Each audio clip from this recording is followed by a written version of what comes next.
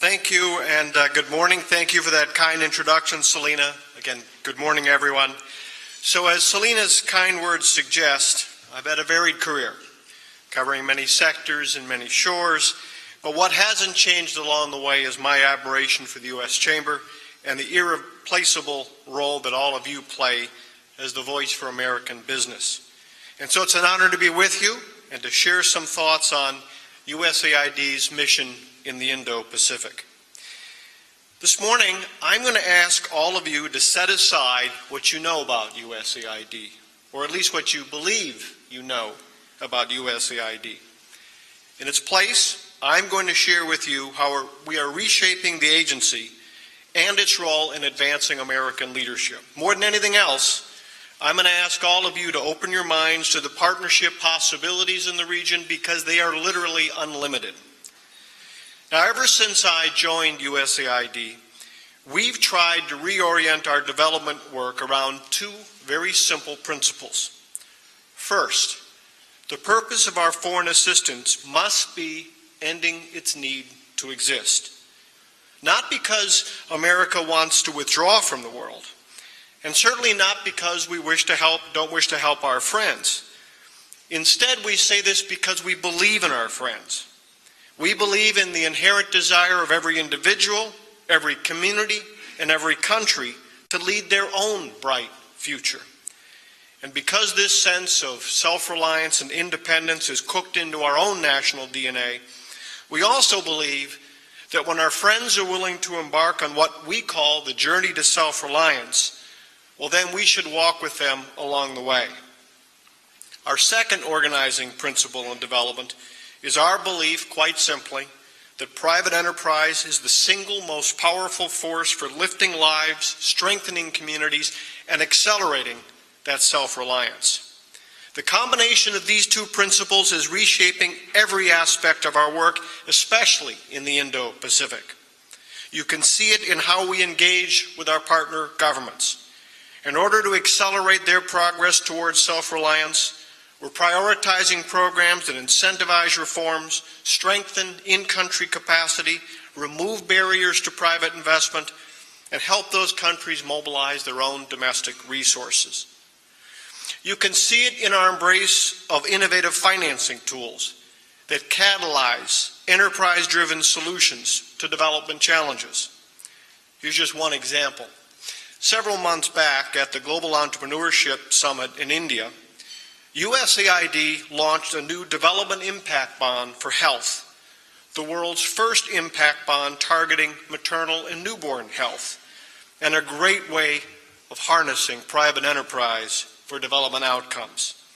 This DIB, as it's called, is specifically designed to reduce the number of maternal and newborn deaths in India's Rajasthan state. And it works like this. The UBS Optimus Foundation will raise capital from private investors and front the money needed to ensure that 400 private health facilities in Rajasthan can meet quality health care standards. Teams then work with each of these 400 facilities to help appropriately train staff and make life-saving equipment and medicines available. Each facility will undergo a rigorous review process to ensure that they've met top accreditation standards. If and when they do, USAID will make payments back to UBS Optimus. So American taxpayers receive the accountability they deserve because we only pay if the targets are met. The citizens of Rajasthan will receive the care and the enhanced services they deserve and need. And since USAID isn't micromanaging implementation, only incentivizing outcomes, private sector healthcare partners will receive the freedom to innovate that they long for. You can also see it in the application of our organizing principles through our approach to procurement and enterprise partnerships. Now, anyone who knows me well can attest that one of my least favorite terms in development is public-private partnerships. And that's because for years, there was no partnership involved. USAID and other donors acted as though government donors were the only drivers of progress. Private enterprise was something to keep at a distance, or if we could, bend to our will. Now, don't get me wrong, we welcome donations from private enterprise. We love to have business co-host our conferences and events. We were even willing to contract with private businesses to obtain goods or provide certain services. But that was it. I promise you that's changing. And nowhere is that more true than in the Indo-Pacific region. Today we're moving beyond mere contracting and embracing collaborating. Today we're recognizing that agencies like USAID don't need to be the sole actors in the development space. Instead, we can be catalytic actors that incentivize and channel private investments. We're rethinking how international development initiatives are designed, tested, and rolled out, and we're embracing the creativity and the entrepreneurship that the private sector brings to the table. No, really, that's exactly what we're aiming to do. Our traditional approach as a government agency was to identify a development need or opportunity, claim that we were the only ones who knew the solution, and then seek one or two of you out to see if you'll perform the work, of course, exactly as we want you to do it, with all the rules and the regulations and the paperwork that goes with it. And then we'd express shock when many of you were hesitant to join in. Those days are over, or at least they're ending. We want you to join us in tackling development challenges because we believe it can serve your interests and our interests.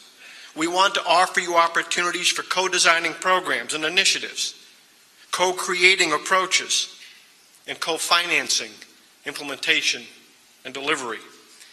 In other words, we're up for true collaborative partnerships in which both sides gain, partner countries accelerate their progress on their journey to self-reliance, and American businesses can grow their markets and even make a buck or two along the way. Finally, you'll see our organizing principles at work and how we measure and prioritize our investments. As part of our newly sharpened focus on building self-reliance, we're pulling together the metrics and the data that will help us measure each country's capacities in each key sector of our work. We're also increasing the use of independent constraints to growth analyses that will identify the laws and policies that hinder enterprise growth and investments. And in many parts of the Indo-Pacific region, we're doing this with and through American Chambers of Commerce. All of this is with an eye towards designing tools and initiatives that will lower those barriers, strengthen the competitive environment. Our new metrics and our collaboration with the business community will make sure that we're targeting reforms to where they'll make the greatest difference. Now, I'm quite sure that many of you here today are skeptical. You've heard promises of change before. After all, as President Reagan used to say, the 10 most terrifying words in the English language are, "Hello, I'm from the government and I'm here to help." Humorist Will Rogers used to claim that he didn't make jokes. He simply watched the government and reported the facts. As a pro-growth conservative myself, I believe such skepticism is healthy. It's also why we are determined to get this right. To show you the Trump administration is serious about this new approach, let me offer a few details on two of the initiatives that Secretary Pompeo announced this morning in which USAID helped construct our approaches, Asia Edge and ITAN. First, Asia Edge, enhancing development and growth through energy. As you all know, Asia's energy market growth represents some of the world's greatest opportunities for U.S. energy and energy-related exports, especially advanced energy technologies and liquefied natural gas. India, which is on its way to being the world's most populous country, will see its energy needs grow by over 250% by 2050, representing almost $3 trillion in market opportunities. Vietnam's electricity demand is already increasing nearly 9% annually each year. Those of you already working in Asia know that meeting that kind of demand will require all of us to tackle some serious challenges. Logistics are just beginning in Asia. The energy infrastructure is antiquated at best, and the terrain presents numerous challenges. And while the list goes on and on, USAID can't and shouldn't try to address all of those problems. But what we can do is help to combat corruption and unfair market practices so you get a fairer shake when you put in a bid and greater peace of mind when you sign a deal. We can help build host country capacity for sophisticated transactions. And we can help them develop the kind of legal and regulatory frameworks that will allow all of you to invest with confidence. Through Asia Edge, we're doing our part to make sure that Asia is free, fair, and open to American business. And let me tell you how. We're working to integrate regional markets in Asia.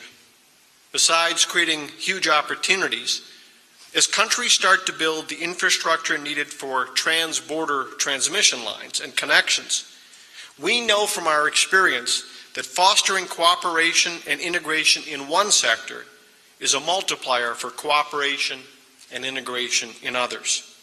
Under the Central Asia-South Asia project, for example, USAID is supporting a $1.2 billion project to link the systems of 4 contiguous countries, the Kyrgyz Republic, Tajikistan, Afghanistan, and Pakistan. Because of our direct support to facilitate a streamlined and fair procurement process, American companies like General Electric were confident enough to place bids. Second, we're helping Asia partner countries leapfrog over decades-old infrastructure and modernize their energy sectors. We're helping them to invest in smart grids, efficient technologies, and mobile apps for electricity payments. These projects will require high-tech solutions, the kind that U.S. companies are uniquely placed to provide. Third, USAID will redouble our efforts to promote American exports by working with countries to establish open, transparent, and best value procurement processes that create a level playing field for American companies. Through targeted matchmaking of companies and governments, we showcase cutting-edge technologies from America. We also bring in American experts to help governments map their energy needs and to plan for their future. We conduct study tours to the U.S., where Asian leaders get to visit and learn from all of you. And we forge those personal connections that we all know are key to building long-term business relationships. Finally, we've been working hard to place energy experts at our missions throughout the region. They know their beats. They've also had the benefit of learning from USAID's experience leading Power Africa, which many of you know well. Power Africa has taught us how to identify deals, foster deals, and close deals.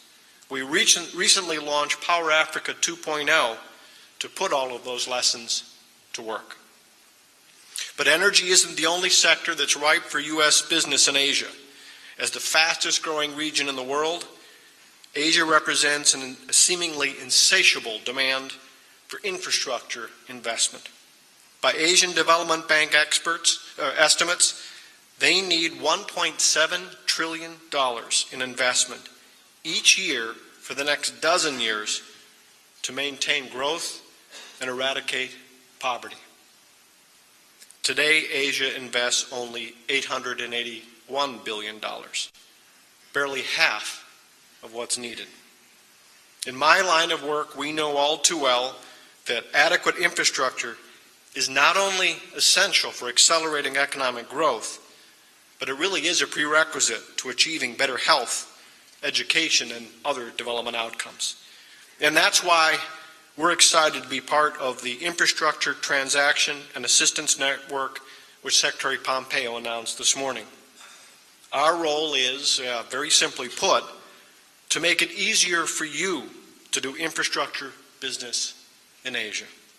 Under ITAN, we'll be hard at work leveling the playing field for you and companies like yours. We'll work with partner governments to promote a rules-based and transparent environment for negotiating infrastructure financing. And we'll do it by strengthening legal, regulatory, and procurement capabilities. We'll also continue to invest in identifying and addressing constraints on investment like corruption. One example. In Indonesia, we've partnered with reformers in the government and civil society to rebuild, launch, and expand a national system for public services complaints, including those about corruption.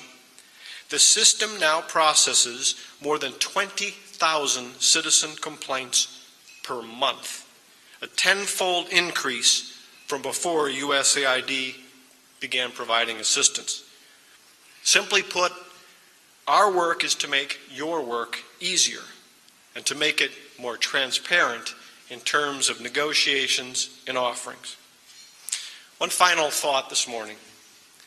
It is impossible to talk about the future of the Indo-Pacific region and America's role there without acknowledging the proverbial elephant in the room. Other powers and other interests are reaching out as well, and not just China and not just in Asia. While we strive to promote independence and self-reliance, they offer a very different bargain, one that is very often more enticing in the short term, but one that we both know will exact a heavy price in the years ahead. Let's be clear.